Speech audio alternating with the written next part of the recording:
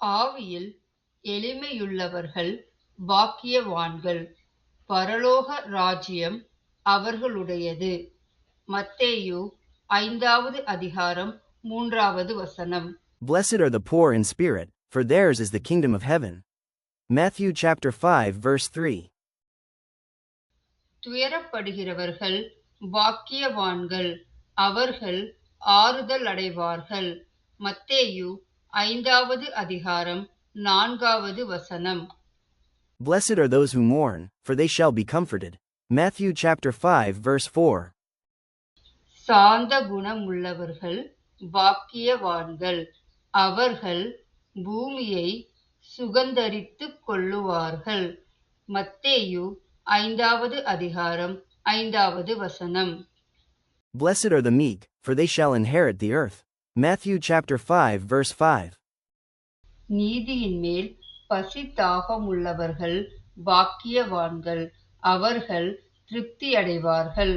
மத்தேயு 5வது அதிகாரம் 6வது வசனம். Blessed are those who hunger and thirst for righteousness, for they shall be filled. Matthew chapter 5 verse 6. இரக்கமுடையவர்கள் பாக்கியவான்கள், அவர்கள் இரக்கம் பெறுவார்கள். மத்தேயு 5வது அதிகாரம் 7வது வசனம். Blessed are the merciful, for they shall obtain mercy. Matthew chapter 5 verse 7. இருதயத்தில் சுத்தமுள்ளவர்கள் பாக்கியவான்கள், அவர்கள் தேவனைத் தரிசிப்பார்கள். மத்தேயு 5வது அதிகாரம் 8வது வசனம். Blessed are the pure in heart, for they shall see God. Matthew chapter 5 verse 8. சமாதானம் பண்ணுகிறவர்கள் பாக்கியவான்கள், அவர்கள் தேவனுடைய புத்திரர் எண்ணப்படுவார்கள். மத்தேயு 5வது அதிகாரம் 9வது வசனம். Blessed are the peacemakers, for they shall be called sons of God. Matthew chapter 5 verse 9.